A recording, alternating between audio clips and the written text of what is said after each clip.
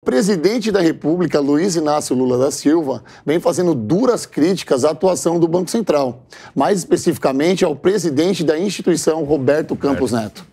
Todas as manifestações públicas de Lula referente ao banco e o seu comando têm gerado incertezas no mercado, fazendo com que haja impacto na curva de juros e no câmbio. Tudo isso vem acontecendo devido à discordância de Lula referente à execução da política monetária atual, que antes era vinculada ao Ministério da Fazenda. Em uma das críticas, Lula diz que a ação do Banco Central é uma vergonha.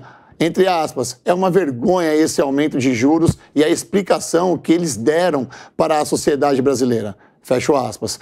Campos Neto rebateu aos comentários e afirmou que a autonomia do banco serve apenas para separar as diretrizes monetárias da esfera política. Rodrigo Pacheco, presidente do Senado, está tentando levantar a bandeira branca. O parlamentar disse que vai tentar uma reunião entre Lula e Campos Neto. Por isso, segundo ele, ambos têm boas intenções. Abro aspas.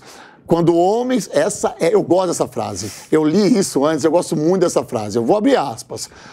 Homens de boa intenção se reúnem, os problemas se resolvem. Fecho aspas. Homens de bem se resolvem. Eu vou começar com você, Carol. Vamos lá. Vamos lá. Vamos começar do começo, então. O que aconteceu, né? Vamos voltar ali para a pandemia um pouquinho, que houve uma desaceleração da indústria, né, mundial, e isso ocasionou o crescimento dos preços, a inflação. E o mundo inteiro teve problema em controlar a inflação, por isso que o mundo inteiro teve elevação de taxa de juros como a gente nunca ia imaginar ver, né? E o Brasil até que conseguiu, fez algumas manobras ali, tirou o ICMS dos combustíveis, é tudo discutível, mas conseguiu controlar a inflação. E agora, a expectativa dessa inflação para principalmente os próximos 2 anos, é de aumento de novo, porque apesar de a indústria estar se recuperando, né, a ideia, eles estavam falando que agora 2023 ia ser um ano bem desacelerado, mas não, a China já começou a investir, enfim, vai voltar. A expectativa, principalmente interna aqui da inflação, é que piore por conta dos devaneios, né, do governo com o dinheiro público, com gastos excessivos, que é a forma de pensar do progressismo, que você tem que colocar ali uma população que consuma muito, estimule a economia. Eu entendo uma parte desse raciocínio, mas não deu certo no mundo inteiro, então por isso que eu discordo hoje. E a inflação está alta, a forma de ser controlada é assim. Mas um ponto que me preocupa também, eu acho que o Banco Central com certeza deve ser independente, só que ele deve ser independente para tomar a decisão final. Até tomar essa decisão final tem que ter uma conversa intensa sim com a política, como agora parece que começou a ver. O Banco Central fala, poxa, então a gente vai ver quais são os seus planejamentos, se os devaneios com dinheiro público não vão ser tão grandes, ok, que é a conversa dele com a Haddad. E tem que ter uma visão do mercado, que o Banco Central já tem, né, quando faz o boletim Focus. Então, ele tem que tomar a decisão final, entendendo, sim, todo o contexto, porque as decisões do Banco Central vão afetar diretamente o bolso do povo. Então, ele tem que ter uma independência de decisão final, mas não uma independência ali do contexto histórico para estudar essa decisão final. Ô, Dani, o que a gente vê é uma tentativa de colocar tudo debaixo das asas dele, né? Então, dele, Luiz Inácio Lula da Silva. Rodolfo, eu vejo que é uma tentativa, na verdade é uma estratégia clara, objetiva, de pressão de uma certa forma para conseguir influenciar politicamente, diretamente o Banco Central. Agora, o porquê o nome do presidente está sendo tão falado, não é? E isso é algo que a gente precisa refletir um pouco mais, porque as decisões ali, elas não são monocráticas, não é? Existe um comitê de política monetária, ou seja, tudo é estudado, é verificado, não é? Os dados do país, a condução do governo, não é uma decisão que saiu da cabeça do presidente do Banco Central que acordou hoje e disse o seguinte: bom, não estou gostando dos rumos deste país, não estou gostando deste governo, portanto, a taxa de juros vai ser assim. Então, não é assim que funciona. Agora, nós vemos com toda essa fala do presidente Lula e de alguns membros do partido e outros apoiadores dentro do Congresso, uma estratégia clara, sim, de interferência política em dados que são efetivamente técnicos. Ô, Deise, a Dani deu uma aula aqui. Eu vou pedir para você vir com a pós-graduação. Por isso eu gosto de ser o último. Se você, nesse momento, se formou em economia com as duas aqui, com a Carol e com a Dani, é hora de você fazer pós-graduação em economia e você vê a história disso tudo. Por que incomoda tanto o Banco Central não estar no poder do Ministério da Fazenda? E por que o Lula se mete tanto nisso? Porque se a política monetária do país der errado, o Lula já tem a quem culpar. Então, sendo bem direta, é isso. E tem um outro ponto, assim, a esquerda é muito boa em construir narrativas. Então, é estranho porque a culpa dos juros altos sempre foi do governo vigente. Aí agora mudou, agora não é mais, né? Agora é do Banco Central. E aí tem um ponto, o Lula vai construindo essa narrativa porque, como eu falei, deu errado ali na frente, a culpa não é minha, nunca é, né? Nunca na história desse país a culpa é da esquerda. E aí a culpa fica no Banco Central. A verdade é que o Lula abriu a temporada de caça ao presidente do Banco Central e transformou ele no inimigo público número 1. E essa é uma narrativa que vai perdurar enquanto a gente continuar dando visibilidade para isso, né? Daqui a pouco lá as coisas dão errado. Negão, qual que seria uma solução mais viável agora para eles acabarem com essa guerra? O Lula quer, na verdade, fritar Roberto Campos Neto, na sua opinião? Exatamente. Fritar. E é uma estratégia até inteligente dele. Todo dia ele está falando alguma coisa, todo dia ele está batendo um pouquinho, toda hora que ele vê uma câmera ele bate um pouquinho. Por quê? Porque ele quer esse poder na mão dele. Só que hoje esse poder não está na mão dele. A gente está falando aqui de os juros, o que isso impacta, o que quer dizer isso? Isso é literalmente, gente, o preço do dinheiro. Como assim, Negão? Como é o preço do dinheiro? O Banco Central hoje, ele tem autonomia. Ou seja, o Lula não pode chegar lá e meter a carteirada. Como a própria Deise falou aqui, hoje ele tem um culpado. Certo? Mas ele também está sendo pressionado a ter que fazer coisas que ele prometeu, mas não tem, o cobertor está curto, não tem como ele cobrir essas coisas que ele prometeu. Agora você imagina, o Banco Central, a taxa de juros funciona assim.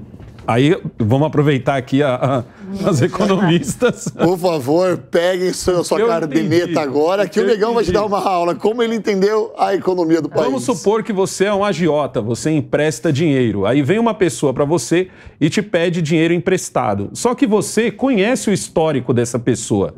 Você sabe que essa é uma pessoa que não vai pegar aquele dinheiro que você emprestou e vai investir para poder te pagar e ainda ter um pouquinho para ela. Essa é uma pessoa que vai fazer gastos, ela não vai nem sequer pagar as próprias contas, ela vai fazer mais gastos. Ou seja, ela não tem como te voltar esse dinheiro e se tiver, vai te voltar com certo atraso. O que você faz? Você cobra juros maior dessa pessoa, porque o risco dela não te pagar é maior. Esse risco é que flutua. Vamos supor que seja ao contrário. Você vai emprestar dinheiro para alguém que você conhece, que é trabalhadora, que vai pegar o seu dinheiro e vai investir esse dinheiro e vai tentar te voltar esse dinheiro o mais rápido possível. Por essa confiança, os juros são menores, o juro é menor, entendeu? Então, aí é onde entra esse balanço. Quando a gente vê o governo com as próprias falas do Lula, a cobrança da militância em cima do Lula. Porque a gente se espanta com as falas do Lula, mas a gente se esquece da cobrança da militância. A militância está cobrando muito mais do que o próprio Lula está falando e já está deixando o mercado espantado. A militância Alguém tem que cobrar ele, porque Venezuela não está cobrando. E essa sua história aí, qualquer semelhança com o Foro de São Paulo é mera coincidência. É mera coincidência. Então, alguém tem que cobrar ele. Ele já está, as falas dele, a própria cobrança da militância, já mostra que ele não vai ser um cara, ele vai ser um cara assim que vai esbanjar o dinheiro. Entendeu? Que vai criar um monte de programas que já foram dados ao fracasso no passado. Entendeu? E ele está querendo repetir essa fórmula que já foi refutada. Acabou, não é uma coisa nova. Esse é sempre o ruim do Lula. Ele não está trazendo uma novidade para a gente discutir uma novidade. A gente está discutindo coisas que a gente já sabe que deram erradas. Nesse caso, a taxa de juros sobe. Existe um ditado que fala... olha só, para uma salva de palmas para o Negão, que ele explicou muito bem. Ele leu o Foro de São Paulo, né? Mas tudo bem. A gente sempre... Quando um adolescente começa a namorar... Eu sempre escutei isso, né, cara? Eu vou compartilhar com vocês. Eu falo, olha, o jeito que você trata a sua namorada vai dizer como ela vai ser no futuro. O jeito que você trata a sua namorada agora vai dizer como ele vai ser no futuro. Ou seja, se você deixar ele fazer o que ele quer agora, depois você não vai conseguir puxar as rédeas. E o Lula faz exatamente isso. 30 dias, vamos colocar só o mês de janeiro, vamos deixar o mês de fevereiro de lado um pouco, né? Já que nós estamos aqui já praticamente no carnaval. Ele está fazendo isso, é o comecinho do mandato dele. O que ele está fazendo? Vou ter bode na sala. Você conseguiu entender. Não é isso que ele está fazendo? Você não vê dessa forma? Exatamente. Ele coloca o bode na sala para você ficar bem incomodado, apertadinho. Se Deus quiser, ele vai tirar depois desse bode, né? Mas vamos ver se ele vai conseguir tirar esse bode da sala. Eu acho legal também, Negão, esse exemplo que você deu e que o Rodolfo puxou já aqui, sobre... Acho que você precisa dar esse exemplo lá para o BNDES, para o Mercadante. Vamos marcar uma reunião sua com o Mercadante? É verdade. Porque os empréstimos que o Brasil fez desde a época, principalmente o governo Dilma fez para Cuba, Venezuela, agora está querendo fazer para a Argentina. Vamos ver como vai ser o da Argentina. Super ótimos pagadores, né, Negão? Mas são empréstimos que foi se descoberto que não há caixa preta, tá? É importante a gente falar isso para ser justo. Ou seja, foram empréstimos feitos dentro das regras do BNDES, mas foi com uma visão política que é o quê? Vamos dar aquele empréstimo que nem a nossa mãe dá pra gente, sabe? Que é para ser pago no maior prazo possível, com juros pequenininhos e com garantias extremamente frágeis, né? Então, é isso que a gente está esperando aí para os próximos anos. Um Banco Central que vai levar porrada, macetada aí por ano, se ele conseguir se manter independente, e um BNDES emprestando todo o nosso dinheiro. E a gente, só para completar, a gente tem que também prestar atenção no poder de oratória do Lula, porque recentemente ele não só falou que o Brasil nunca deu dinheiro aos outros países. E ele tem razão, a gente não deu dinheiro, a gente só emprestou. E não recebeu de volta. A gente só emprestou e não recebeu de volta e nem está cobrando. E aí quando vai falar da cobrança, ele já coloca o Bolsonaro no bolo, porque o nome Bolsonaro engaja, como eu sempre falo aqui, né? Coloca o Bolsonaro no bolo falando, tá vendo? Eles não pagaram por causa que você cortou relações com eles. E a questão... É o cúmulo da desculpa esfarrapada, né? E o Lula sempre coloca também uma narrativa que é o nós contra eles, né? O eles contra nós. Isso. Mas é nisso que ele se mantém, né? O que eu quero dizer com isso? Que ele fez uma promessa de campanha de que o pobre sairia da pobreza.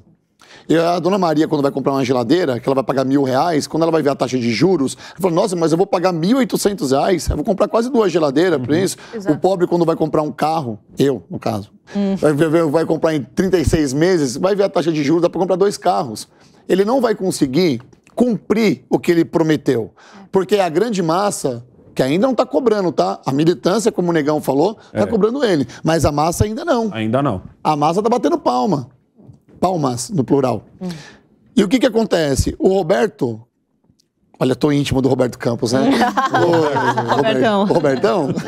O Roberto Campos, ele está preocupado com a nossa inflação, que em janeiro fechou 0,53, que se manter assim, eu falei isso essa semana, nós vamos chegar em 6, alguma coisa, que ainda assim será a menor taxa de inflação comparado com países europeus, o que coloca o Brasil em um cenário econômico sensacional. O Lula, ao invés de estar batendo palmas, de novo no plural, para isso, ele está mais preocupado em abaixar os juros, preocupada com a massa. Vamos comprar, pra gente comprar, pra ter o consumo. Mas a massa que nem alguém fez sentido pra alguém que eu falei ou não? Não fez sentido, mas a massa ainda... A militância cobra e cobra muito o Lula, porque a militância quer o resultado rápido. E essa militância que apoiou o Lula dessa vez é uma militância diferente. É uma militância que combate a direita, é uma militância muito mais combativa. Ou seja, ela vai cobrar resultado, porque ela sabe que do lado de cá nós vamos cobrar os erros. Só que assim, a massa ainda não está cobrando o Lula, porque se você para pensar, nós agora em fevereiro não estamos muito diferentes do que em outubro do ano passado, do que em julho do ano passado. Então, não houve ainda uma queda ou um aumento, não houve, entendeu, na renda do brasileiro. Então, isso o brasileiro ainda está levando do tipo assim, cara, é só... Até eu, que sou comentarista e tal, eu sempre falo isso, eu falo, gente, no meu caso, eu deveria estar agora sentando a madeira no Lula. Eu não posso fazer isso porque isso não é o correto. O correto não é... Lógico, eu tenho que falar das falas dele, mas eu tenho que falar muito mais das ações dele. E ações ainda não rolou. Não rolou uma assinatura, tirando uma coisa ou outra que ele fez. Ou seja, ele ainda não fez nada que quebrasse a gente. Mas quem não está fazendo nada também pode estar fazendo alguma coisa, Negão. Esse é o meu grande medo, você entendeu? O Lula, ele é muito inteligente em usar as pessoas que estão à frente como fantoches. Isso. A gente tem que tomar muito cuidado com essa oratória. Só me preocupa em falar que ele ainda não fez nada, dá para falar, porque ele já fez muita coisa. Não, quando eu digo assim, é porque o povo entende que a gente ainda está estável. É isso que tá. Porque, por exemplo, se ele começar a mexer demais e a bagunçar demais, a gente vai ter uma inflação maior.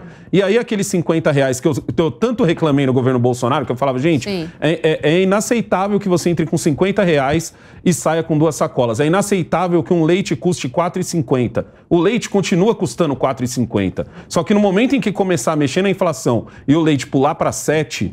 aí eu te garanto que aí a grande massa vai começar a cobrar. Ou não, porque a narrativa vai ser a mesma. E eu quero falar isso com toda clareza para você. Ele vai jogar a culpa no último presidente. Nada do que ele vai fazer aqui faz sentido ele colocar, porque é isso que acontece. Gente, um resumo muito claro disso tudo que a gente está vendo é essas declarações do Lula, elas têm uma convicção política. Não é de política monetária, não tem nada a ver com economia, é política, é isso que vocês falaram, de colocar o bode na sala. E ele foi presidente 2 vezes, nessas 2 vezes a gente viu padrões que começam a se repetir. Daqui a pouco a gente vai ver a volta do PAC, a gente vai ver os gastos excessivos, os gastos públicos excessivos, isso vai gerar uma alta da inflação, então a história está se repetindo. A gente se perguntou muito durante o período de transição que Lula que viria aí, se seria um Lula 3, é o Lula 2, aquele Lula que entregou o país para Dilma Rousseff viciado em gastos públicos. Eu acho que é um exemplo legal só para gente contextualizar aqui como que uma decisão política interfere drasticamente na política monetária e na vida das pessoas. Tem um exemplo bom do que o Lula já fez. Quando ele interferiu e fez taxas de juros extremamente baixas para os caminhoneiros conseguirem financiar os caminhões, você que é caminhoneiro que está assistindo aí a gente, se você comprou um caminhão naquela época do Lula 2, que ele baixou as taxas, poxa, foi interessante por um lado, porque estimula a logística, tudo. Mas e a inflação no serviço? Hoje em dia é extremamente difícil para um caminhoneiro que faz frete independente, que não é dentro de uma empresa, dele conseguir se manter, porque tem tanto caminhão no mercado. Então essas interferências constantes políticas, elas têm que ser feitas de uma forma muito delicada, porque o mercado vai se ajustando ou se desajustando completamente, né? Alguém tem mais... Quer falar, Dani, um pouquinho sobre isso? Sei que falou pouco. Não, aqui eu concordo plenamente com o que foi falado. Claro, é uma estratégia política, eu vejo dessa forma, não é que o presidente ele tenta jogar a culpa ali no Banco Central, tenta interferir de alguma forma. Isso a gente vai precisar acompanhar se efetivamente isso vai ter alguma repercussão prática. Eu imagino que não, que é mais narrativa e que ele busca fazer essa repercussão narrativa e não em questões concretas.